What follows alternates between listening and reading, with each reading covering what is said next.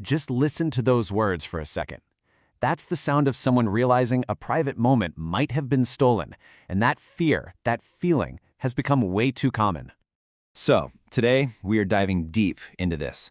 We're going to explore how a moment of trust can be turned into a weapon, uncover the very real psychological scars it leaves, and look at the fight to reclaim justice in our digital world. You know, this story almost always begins in a place of trust. It starts inside an intimate relationship, where sharing something private, something explicit, feels totally safe, like it's just between two people. But that trust can be shattered in a single click. Now, you've probably heard the term revenge porn, right? But here's the thing, that label is actually pretty misleading. Experts and advocates really prefer terms like image-based sexual abuse for a reason. Because first, the motive isn't always revenge. And second, calling it porn kind of misses the point of what it really is, a serious violation, a form of abuse. So why do people do this? What's going on in their heads? Well, the reasons are pretty varied and, frankly, malicious. Yeah, sure, sometimes it's that classic scorned ex-lover looking for revenge, but it's also used for straight-up financial extortion. Pay me or I'll post this.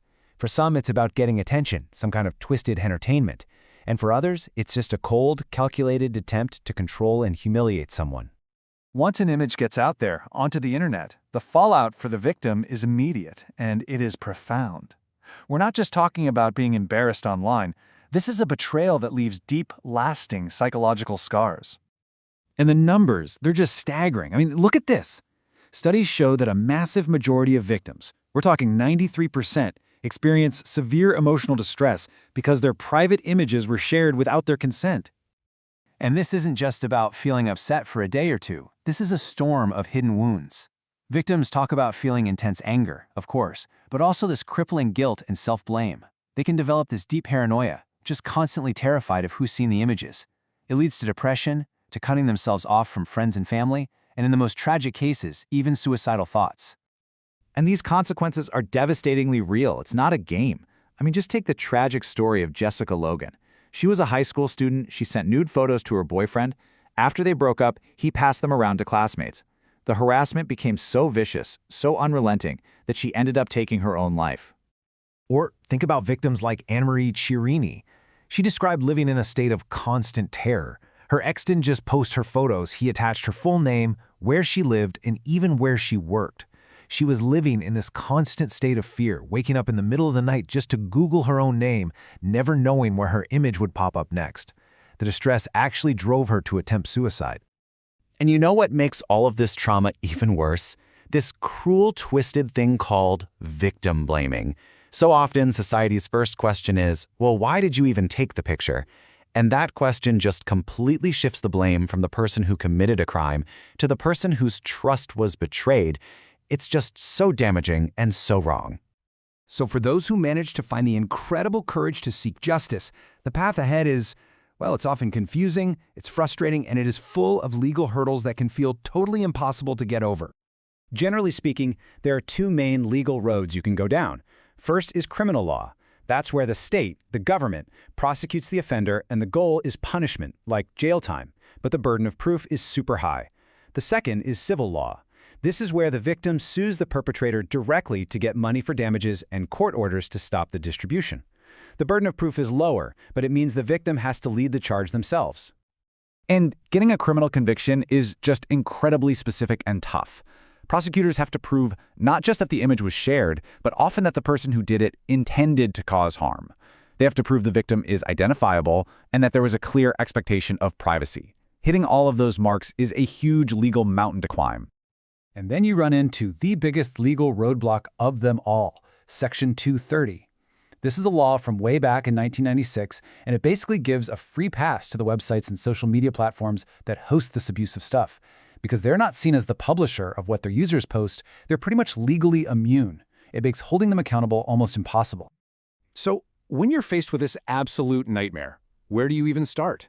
What can a victim actually do to fight back and try to get back some sense of control?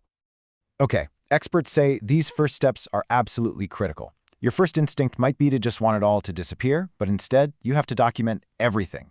Take screenshots of the images, the URLs, the nasty comments, any threats you get. Then, report it to the platforms. And yes, you should file a police report. And finally, maybe most importantly, get support. You do not have to go through this by yourself. And thankfully, the toolbox for fighting back is actually growing. Both Google and Bing now have special forms you can fill out to ask them to remove links from their search results. All the major social media sites now have policies against this stuff, and there are these really innovative tools like stopncii.org that can basically create a digital fingerprint of an image to help block it from ever being uploaded to sites like Facebook and Instagram in the first place.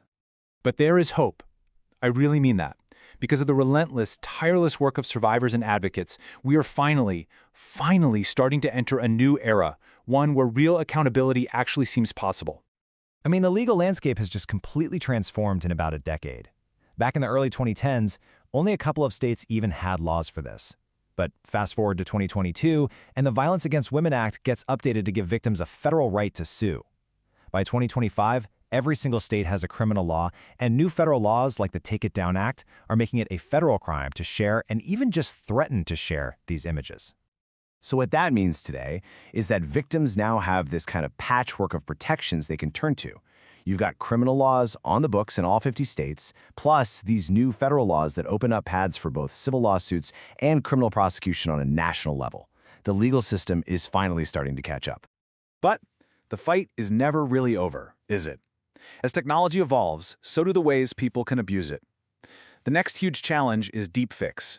These AI-generated explicit images that can look totally real, showing someone in a situation that never, ever happened. So now lawmakers are scrambling to write new laws to deal with this terrifying new frontier of digital abuse.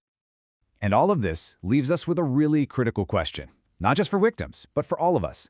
In a world where sharing our lives online is just what we do, where do we, as individuals and as a whole society, draw the line between trust and privacy? The answer to that is really going to define what our digital future looks like.